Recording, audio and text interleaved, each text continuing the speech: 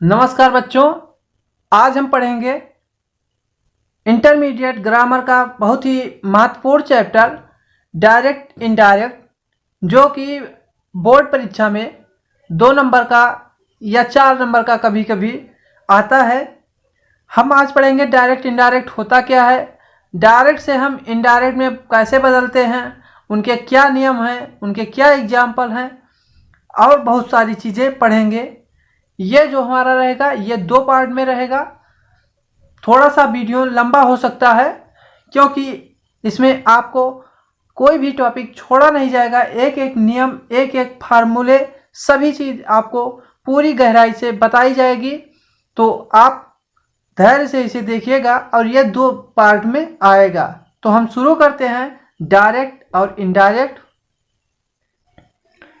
तो जो सबसे पहले हमारा जो स्पीच होता है या नरेशन होता है वो 2 तरीके का होता है। पहला है एक डायरेक्ट स्पीच और दूसरा है इनडायरेक्ट स्पीच। डायरेक्ट स्पीच की बात करें तो डायरेक्ट स्पीच वह वाक्य होता है जिसमें किसी व्यक्ति द्वारा कही गई बात को अन्य व्यक्ति द्वारा बिल्कुल वैसे ही प्रस्तुत किया जाए जैसा कि उसके द्वारा कही गई हो, तो उसे हम डायरेक्ट स्पीच कहते हैं। जैसे कि एग्जाम्पल है कि ही सेड, उसने कहा, माई मदर कुक्स वेल, मेरी माँ अच्छा खाना पकाती हैं।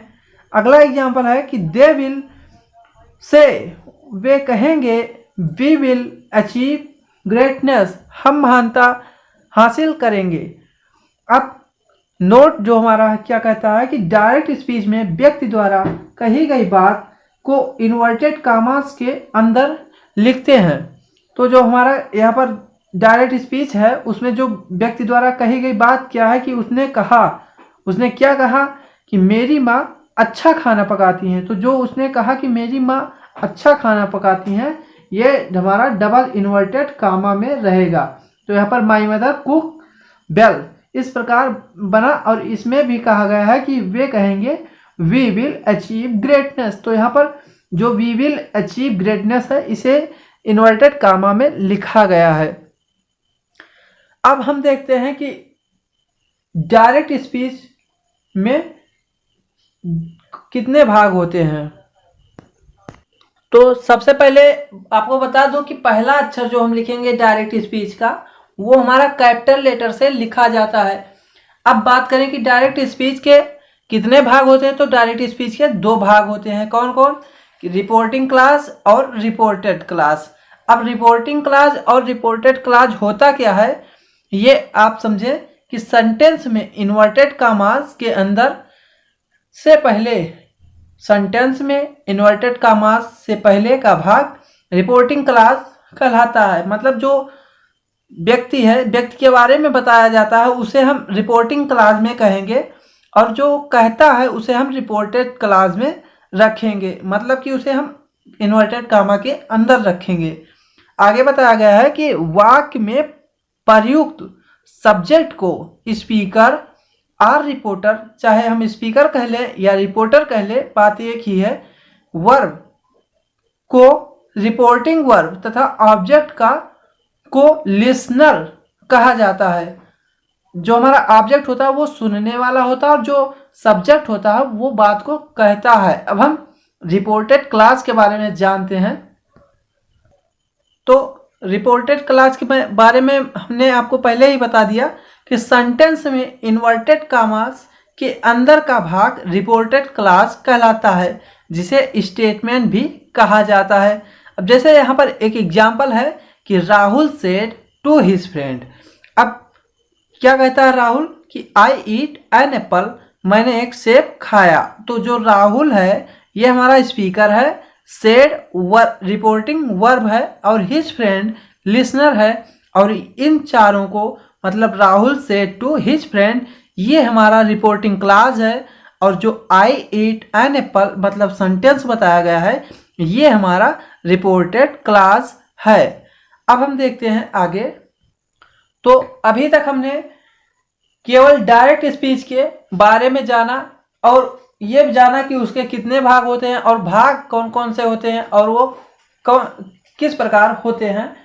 अगला है कि हमारा इनडायरेक्ट स्पीच तो इनडायरेक्ट स्पीच जब किसी व्यक्ति द्वारा कही गई बात को कोई अन्य व्यक्ति उसी तरह न बोलकर अपने शब्दों में प्रस्तुत करता है, तो इस प्रकार कहने के ढंग को हम इनडायरेक्ट स्पीच कहते हैं। जैसे कि यहाँ पर लिखा है कि Rahul said to his friend I eat an apple, मतलब राहुल ने अपने मित्र से कहा कि आई ईट एन एप्पल। अब ये तो हमारा डायरेक्ट स्पीच है।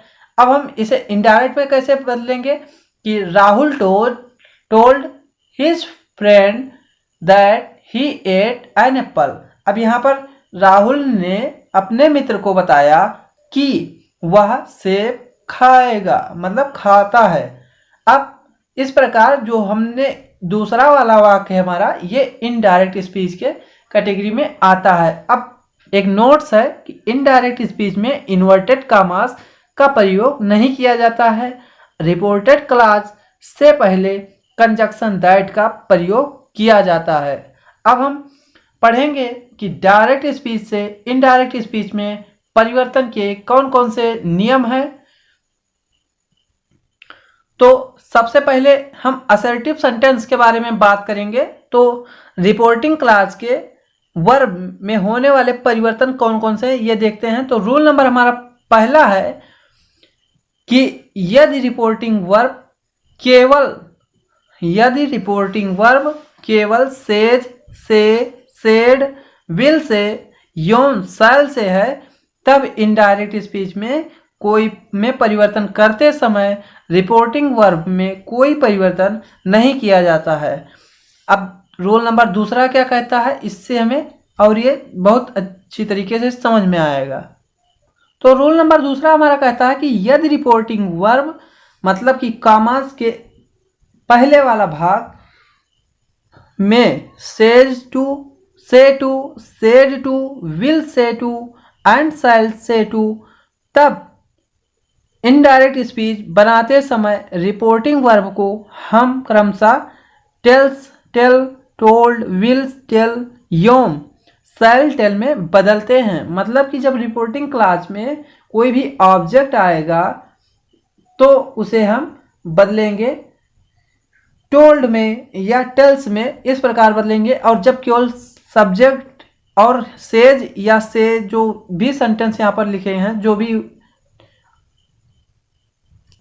वर्ड लिखे हैं, उसे हम जस का तस रखेंगे। तो ये दोनों नियम हमें यही बताता है कि जब हमारे पास सेज टू या से टू या विल से टू इस प्रकार के रहेंगे, मतलब ऑब्जेक्ट उसके साथ जुड़ा रहेगा रिपोर्टिंग क्लॉज में, तो उसमें हम क्या करेंगे कि उसमें हम टेल्स में बदलेंगे, और अगर नहीं दिया है तो उसे हम नहीं बदलेंगे। अब हम आगे देखते हैं। अब हम रिपोर्टेड क्लॉज के प्रोनाउन में होने वाले परिवर्तन देख लेते हैं। तो यहाँ पर हम पर्सन लिख रहे हैं, पर्सन लिखा हुआ है। दूसरा है सब्जेक्टिव केस, तीसरा है ऑब्जेक्टिव केस और तीसरा है पॉजेसिव केस। अब जैसे कि पहला पर्सन है फर्स्ट पर्सन में मेनली आई और वी आता है, सेकंड पर्सन में यू आता है, थर्ड पर्सन में ही, सी, इट, दे सभी आते हैं। अब जैसे कि हमारा फर्स्ट पर्सन है सब्जेक्टिव केस में आई या वी, तो ऑब्जेक्टिव केस में जब इसे बदला जाएगा तो आई को बदल दिया जाएगा मी में और वी को बदल दिया जाएगा अस में। इसी प्रकार जब हम पॉजिटिव केस में बदलेंगे तो इसे हम आई को माई में बदलेंगे और या माइन में बदल देंगे और वी को आवर या आवर्स में बदल देंगे। इसी प्रकार जब हम सेकंड पर्सन की बात करते हैं तो सेकंड पर्सन में केवल यू आता है, तो यू को हम ऑब्जेक्टिव केस में भी यू ही रखेंगे और जब हम पॉजिटिव बनाएंगे तो उसे हम योर या योर्स में बदल देंगे। अब हम देखते हैं थर्ड पर्सन के बारे में। तो हमारा थर्ड पर्सन में ही, सी, इट, दे ये सभी आते हैं। तो ही को हम ऑब्जेक्टिव केस में बदलेंगे तो हिम हो जाएगा, सी को बदलेंगे तो हर हो जाएगा, इट को बदलेंगे तो इट ही रहेगा और दे को देम में रहेगा। इसी प्रकार पॉजिटिव में ये जो ही है वो हिज में बदल जाएगा, सी हर या हर्स में बदल जाएगा, इट इट्स में बदल जाएगा और दे देयर या देयर्स में बदल जाएगा। अब कुछ और चीजें देखते हैं। अब यहाँ पर बताया गया है कि रिपोर्टेड क्लॉज के प्रोनाउन सब्जेक्टिव केस या ऑब्जेक्टिव केस में परिवर्तन रिपोर्टिंग क्लॉज के स्पीकर मतलब सब्जेक्ट एवं ऑब्जेक्ट के अनुसार होते हैं। अब हम देखते हैं कुछ एग्जाम्पल जो अभी तक हमने पढ़ा उसी से अप्लाई करते हुए पढ़ते हैं। अब यहाँ पर हमने 3 एग्जाम्पल लिया है कि Kamla said to me I am plucking flower. Kamla ने मुझसे कहा कि मैं फूल तोड़ रही हूं। अब इसका किस प्रकार इनडायरेक्ट बनेगा आइए देखते हैं। तो हमारा इस प्रकार बना ये कि Kamla told me that she was plucking flowers. यहाँ पर बताया गया था कि जो हमारा टू अगर लगा रहेगा सेज टू सेड टू तो वहाँ पर ऑब्जेक्ट में बदल जाता, मतलब ऑब्जेक्ट नहीं इनडायरेक्ट में बदल जाता है, टोल्ड में बदल जाता है। तो यहाँ पर बदल गया कि सेड को हमने बदल दिया टू में, फिर हमने कंजक्शन लगाया दैट और उसके बाद इसे हमने बदला इनडायरेक्ट में, जो कि हमारा था कि प्रेजेंट कंटिन्यूअस का था, इसे हमने पास्ट कंटिन्यूअस में बदल दिया। अगला एग्जांपल हमारा है कि Ram said to Shyam you are a good player. अब इसका किस प्रकार इनडायरेक्ट बनेगा ये देखते हैं। तो यहाँ पर हमारा बदल गया कि Ram told Shyam that he was a good player. अब जो हमारा श्याम था, राम ने श्याम से कहा कि तुम एक अच्छे खिलाड़ी हो। तो जो यहाँ पर हमारा श्याम था उसी के अनुसार हमारे प्रोनाउन में चेंज आया कि उसे बदला गया, ही में बदल दिया गया। अगला एग्जाम्पल है कि आई सेड टू हिम, मैंने उससे कहा she had gone to school, वह स्कूल जा चुकी है। अब इसका किस प्रकार बनेगा कि आई टोल्ड हिम, इसका हमारा बना कि I told him that she had gone to school. अब हम आगे देखते हैं। अब हम बात करेंगे रिपोर्टेड क्लास के फर्स्ट पर्सन और सेकंड पर्सन के प्रोनाउन सदैव क्रमशः सब्जेक्ट ऑब्जेक्ट के पर्सन जेंडर और नंबर के अनुसार बदलते हैं, और जो हमारा थर्ड पर्सन होता है उसमें प्रोनाउन में कोई चेंज नहीं होता है। मतलब क्या है कि जब अगर फर्स्ट पर्सन या सेकंड पर्सन रहेगा तो उसमें चेंज होगा, और जो हमारा थर्ड पर्सन रहेगा उसमें कोई चेंज नहीं होता, उसके प्रोनाउन में कोई चेंज नहीं होता। इसी को नोट दूसरा बता रहा है। नोट क्या बता रहा है कि रिपोर्टिंग क्लास में ऑब्जेक्ट ना होने पर थर्ड पर्सन के प्रोनाउन को ही ऑब्जेक्ट मान लिया जाता है और उसी के अनुसार परिवर्तन किए जाते हैं। अब जब थर्ड पर्सन जो हमारा रहेगा उसमें जब ऑब्जेक्ट ही नहीं रहेगा तो उसमें हम जो प्रोनाउन होता है थर्ड पर्सन के प्रोनाउन को ही हम ऑब्जेक्ट मान लेते हैं। जैसे कि यहाँ पर एक एग्जाम्पल लिखा है कि द मदर सेड, माँ ने कहा यू विल बी बीटन, तुम पीटे जाओगे। अब यहाँ पर यू को ही हम थर्ड पर्सन में मान लेंगे, ऑब्जेक्ट मान लेंगे। देखते हैं किस प्रकार बनेगा ये हमारा। अब इसका इस प्रकार बना कि द मदर सेड, अब यहाँ पर दैट लगने के बाद चाहे हम ही लगाएं, सी लगाएं या दे लगाएं, कोई भी एक लगा सकते हैं, क्योंकि यहाँ पर कोई भी निश्चित थर्ड पर्सन नहीं है। तो यहाँ पर हमने ऑब्जेक्ट में तीनों ही लिख दिया है, आज जो चाहे वो लगा सकते हैं। Would be beaten. अब हम देखते हैं रिपोर्टेड क्लास के टेंस में होने वाले परिवर्तन को। आगे हम बात करेंगे रिपोर्टेड क्लास के वर्ब या टेंस में होने वाले परिवर्तन के बारे में। तो पहला नियम हमें बताता है कि यदि रिपोर्टिंग वर्ब प्रेजेंट टेंस या फ्यूचर टेंस में हो तो रिपोर्टेड क्लास के टेंस में कोई परिवर्तन नहीं होता है। और दूसरा क्या कहता है कि जब रिपोर्टिंग वर्ब पास्ट टेंस में हो तो रिपोर्टेड क्लास के वर्ब या टेंस में निम्न परिवर्तन होते हैं। अब हम रिपोर्टेड क्लास में देखते हैं कि क्या क्या परिवर्तन होते हैं। तो पहला हमारा है कि प्रेजेंट इंडेफिनिट, अगर जो हमारा रिपोर्टेड क्लास है वो प्रेजेंट इंडेफिनिट का है तो उसमें उसको हम कन्वर्ट करेंगे पास्ट इंडेफिनिट में, वहाँ पर हम सेकेंड फॉर्म का प्रयोग करेंगे वर्ब के। और देखते हैं किस प्रकार इसके एग्जाम्पल को, और उससे हमें और बेहतर समझ में आएगा। तो यहाँ पर हमारा पहला एग्जाम्पल है कि he said to me I want to go. अब इसे हम किस प्रकार कन्वर्ट करेंगे ये देखते हैं। तो यहाँ पर हमारा बना कि ये देखिए, पहले जो हमारा नियम बता रहा था कि यहाँ पर अगर सेड टू है तो उसे हमने टोल्ड में बदल लिया, फिर हमने कंजक्शन लगाया और उसके बाद में हमने ऑब्जेक्ट के अकॉर्डिंग उसमें सब्जेक्ट के अकॉर्डिंग, माफ़ कीजिएगा, सब्जेक्ट रहेगा, सब्जेक्ट के अकॉर्डिंग हमने यहाँ पर बनाया, प्रोनाउन लगाया और ही वांटेड टू गो, इस प्रकार हमारा बना। अब हम देखते हैं आगे। अगला टेंस के बारे में हमने लिया कि प्रेजेंट कंटिन्यूअस के बारे में। तो प्रेजेंट कंटिन्यूअस में इज, एम, आर और वर्ब का फर्स्ट फॉर्म और आईएनजी रहता है, तो इसे हम कन्वर्ट करेंगे पास्ट कंटिन्यूअस में और वाज वर्ब लगाएंगे और वर्ब का आईएनजी फॉर्म लगाएंगे। अब जैसे यहाँ पर एग्जांपल है कि शी सेड टू मी, उसने मुझसे कहा, I am reading a book, मैं एक किताब पढ़ रही हूँ, तो इसका हम बनाएंगे she told me that she was reading a book, और यहाँ पर हम कामा वामा नहीं लगाएंगे। अगला हम देखते हैं, अगला हमारा है प्रेजेंट परफेक्ट का। प्रेजेंट परफेक्ट में हैज, हैव और वर्ब का थर्ड फॉर्म आता है, तो इसे हम कन्वर्ट करेंगे पास्ट परफेक्ट में। और पास्ट परफेक्ट में जब हम कन्वर्ट करेंगे तो इसमें हम हैज, हैव के स्थान पर हैड का प्रयोग करेंगे, वर्ब का थर्ड फॉर्म दोनों में ही कॉमन रहेगा। जैसे यहाँ पर एक एग्जाम्पल है कि student said to the teacher we have done our homework. अब हम इसका किस प्रकार इनडायरेक्ट बनाएंगे ये देखते हैं।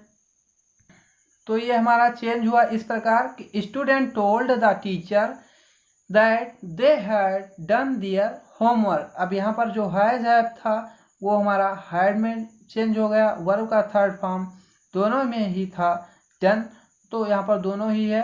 और इसे सेड टू को हमने बदला टोल्ड में, दैट लगाया कंजक्शन और यहाँ पर कामा हटा दिया गया है, दोनों कामा। इस प्रकार हमारा प्रेजेंट परफेक्ट पास्ट परफेक्ट में कन्वर्ट हो गया। अब हम देखते हैं प्रेजेंट परफेक्ट कंटिन्यूअस को पास्ट परफेक्ट कंटिन्यूअस में बदलेंगे। जैसे हैज, हैव, बीन और वर्ब का फर्स्ट फॉर्म और आईएनजी या आईएनजी फॉर्म रहेगा, तो उसे हम हैज, हैव, बीन को हम कन्वर्ट करेंगे हैड बीन में और वर्ब का आईएनजी फॉर्म लगा रहेगा। अब जैसे एक एग्जाम्पल देखते हैं इसका। अब यहाँ पर एग्जाम्पल है हमारा कि he said to me I have been waiting for you. अब इसका किस प्रकार बनेगा ये देखते हैं। यहाँ पर बनेगा हमारा ही told me that he had been waiting for me। इस प्रकार हमारा ए इनडायरेक्ट बना। अब हम देखते हैं पास्ट इंडिफिनिट का। तो पास्ट इंडिफिनिट हमारा कन्वर्ट होगा पास्ट परफेक्ट में। पास्ट इंडिफिनिट में कौन सी वर्ब का प्रयोग किया जाता है, उसके किस फॉर्म का प्रयोग किया जाता है, तो वहाँ पर हम प्रयोग करते हैं सेकंड फॉर्म ऑफ वर्ब। और जब हम इसे कन्वर्ट करेंगे इनडायरेक्ट में तो इसमें हम बनाएंगे हैड प्लस वर्ब का थर्ड फॉर्म। अब देखते हैं, तो यहाँ पर एक एग्जांपल है कि Anu said he her father brought a pen yesterday. अब इसका किस प्रकार बनेगा आइए देखते हैं। अब इसका हमारा बनेगा कि अनु सेड, माफ कीजिएगा, अनु सेड नहीं, Anu told, Anu said that her father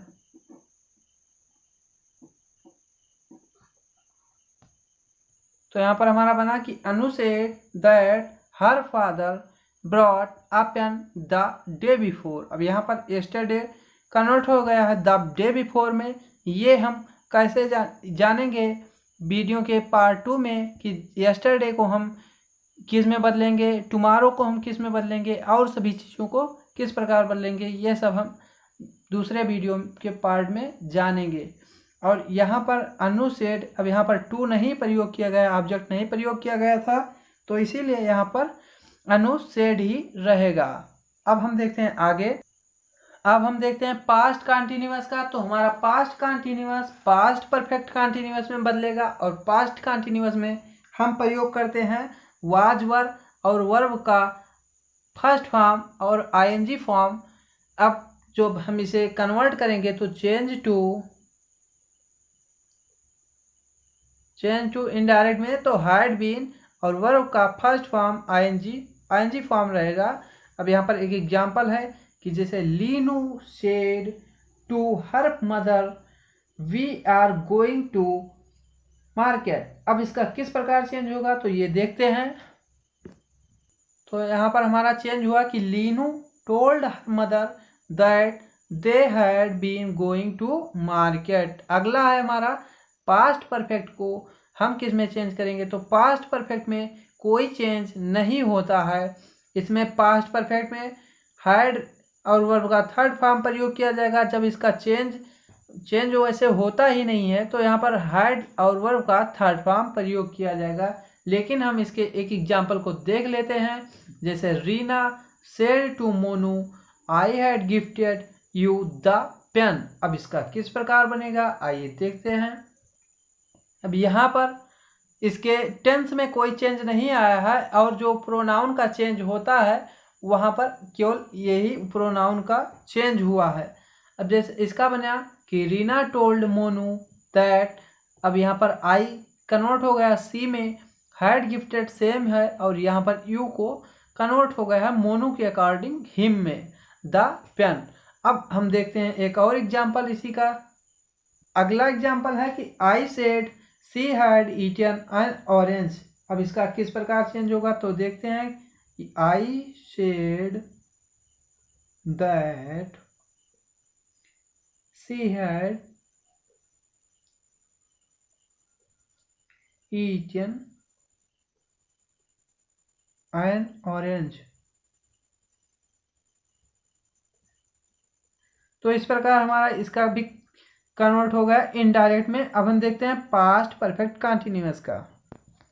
तो हमारा पास्ट परफेक्ट कंटिन्यूअस इसमें भी कोई चेंज नहीं होता है। यहाँ पर हैड बीन में ही कन्वर्ट हो जाएगा। तो इसका हम एग्जाम्पल देख लेते हैं कि my brother said to me I had been playing for 2 hours। अब इसका किस प्रकार चेंज होगा ये देख लेते हैं। तो यहाँ पर चेंज होगा कि माई ब्रदर से टोल्ड मी टू नहीं रहेगा दैट। अब यहाँ पर आई कन्वर्ट हो गया है ब्रदर के अकॉर्डिंग ही में, हैड बीन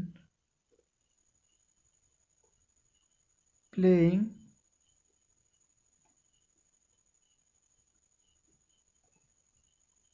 फॉर 2 hours।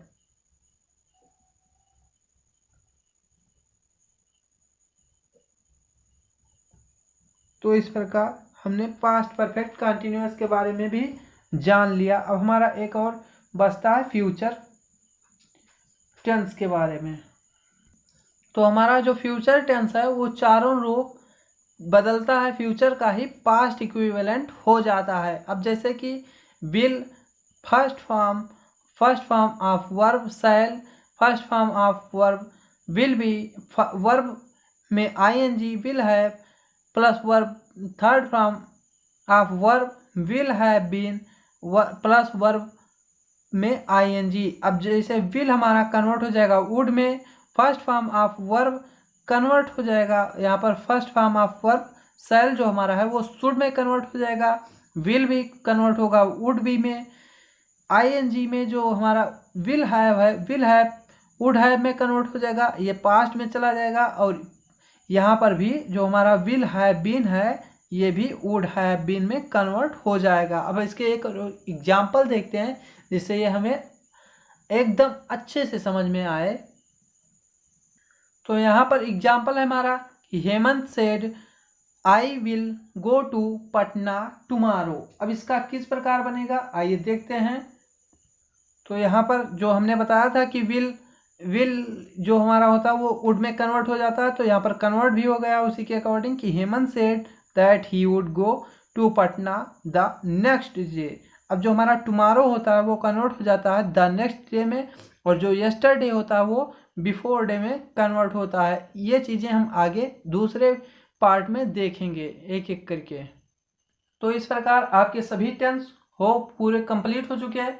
अब कुछ चीज़ें और है जो परिवर्तन होती हैं, जैसे डू हमारा कन्वर्ट हो जाता है डज, डू या डज कन्वर्ट होता है डिड में, कैन कुड कन्वर्ट हो जाता है, कैन कन्वर्ट हो जाता है कुड में, मे कन्वर्ट हो जाता है माइट में, do not plus first form verb convert हो जाता है हैड नॉट, और वर्ब का तीसरा फॉर्म आ जाता है शुड कन्वर्ट होता है शुड में ही, इसका कोई कन्वर्ट नहीं होता है, मस्ट का भी कोई कन्वर्ट नहीं होता है, टू गो का भी कोई कन्वर्ट नहीं होगा। अब हम इसके एग्जाम्पल देख लेते हैं एक। अब हमने एक एग्जाम्पल लिया है कि नीलम सेड टू जय you can do this work. अब इसका किस प्रकार बदलेगा ये देखते हैं। तो देखिए यहाँ पर ये कन्वर्ट होगा कि नीलम टोल्ड जय that he could do this work. अब यहाँ पर जो बताया गया था कि अन्य परिवर्तन में, तो यहाँ पर कैन को हमने कन्वर्ट किया कुड में। अगला एग्जांपल हमारा है कि Kapil said I must go now. अब इसका किस प्रकार बनेगा, तो Kapil said that he must go now. Now यहाँ पर कन्वर्ट होगा देन में, तो इस प्रकार बना। अब यहाँ पर देखिए मस्ट के बारे में बताया गया था कि मस्ट में कोई कन्वर्ट नहीं होता है, तो यहाँ पर मस्ट का मस्ट ही है। अब और चीज़ें देखते हैं। रूल नंबर तीसरे, तो यहाँ पर रूल नंबर तीसरा है कि यदि रिपोर्टेड क्लास में कोई universal truth, habit, historical fact बताया गया हो तो इनडायरेक्ट स्पीच बनाते समय उसके टेंस में कोई परिवर्तन नहीं होता है। अब जैसे एग्जाम्पल हमारा है कि the teacher said the sun rises in the east. अब ये चीज़ें हमारा यूनिवर्सल ट्रुथ के अंतर्गत आएगा, मतलब सार्वत्रिक सत्य है, तो ये चीज़ें हमेशा सत्य रहेंगी, तो ये हमारा रूल नंबर तीसरे के अंतर्गत आएगा और इसमें टेंस में कोई परिवर्तन नहीं होगा। तो इसका हम देखते हैं कि किस प्रकार इसका इनडायरेक्ट फॉर्म बनेगा, ये भी देख लेते हैं। तो यहाँ पर हमारा कन्वर्ट हुआ कि the teacher said that the sun rises in the east. ये सबसे सरल होता है, इसमें केवल दैट का प्रयोग करना होता है, बाकी सब सेंटेंस उसी प्रकार उतार दिया जाता है। अगला है कि he said to his son doctor Rajendra Prasad was the first president of India. अब ये हमारा हिस्टोरिकल फैक्ट के अंतर्गत आएगा। अब इसमें भी कोई चेंज नहीं होगा इसके टेंस में, तो इसका हम बनाकर देख लेते हैं। तो हमारा इसका इस प्रकार बना कि he told his son that doctor Rajendra Prasad was first president of India. अब हम एक नियम और देख लेते हैं, क्योंकि ये वीडियो काफ़ी लंबा हो चुका है, तो एक नियम और देखते हैं। एक छोटा सा नियम कि रूल 4 में बताया गया है यदि पास्ट में किसी एक ही समय पर एक साथ दो कार्य हो रहे हों तो इनडायरेक्ट स्पीच बनाते समय उनके टेंस में कोई परिवर्तन नहीं होता है। अब इसका एग्जाम्पल देखते हैं कि ही सेड टू मी, उसने मुझसे कहा, when we went to bed, जब हम बिस्तर पर गए, my father knocked at the door. अब मेरे पिताजी ने दरवाजा खटखटाया। अब इसका किस प्रकार बनेगा, यहाँ पर दो कार्य एक साथ हो रहे हैं, तो इसका इनडायरेक्ट स्पीच में टेंस में कोई परिवर्तन नहीं होता। अब देखते हैं इसका कि ही टोल्ड मी दैट, तो इस प्रकार इसका बना कि he told me that when they went to bed his father knocked at the door. इस प्रकार हमने इसका भी इनडायरेक्ट फॉर्म देखा। अब अगले वीडियो में हम पढ़ेंगे कि टाइम और प्लेस में होने वाले परिवर्तन कैसे होते हैं, इंट्रोगेटिव सेंटेंस में कैसे परिवर्तन होता है, इंपरेटिव सेंटेंस में कैसे परिवर्तन होता है, और लेट से प्रारंभ होने वाले वाक्यों में कैसे परिवर्तन होता है। इसी के अलावा एक्सक्लामेटरी, ऑप्टेटिव, इन सभी चीज़ों के बारे में हम पार्ट 2 में पढ़ेंगे। तब तक के लिए आप पढ़ाई करते रहें, हमारे वीडियो को लाइक करें, चैनल को सब्सक्राइब करें और शेयर करना ना भूलें। मिलते हैं हम इसी के पार्ट 2 में।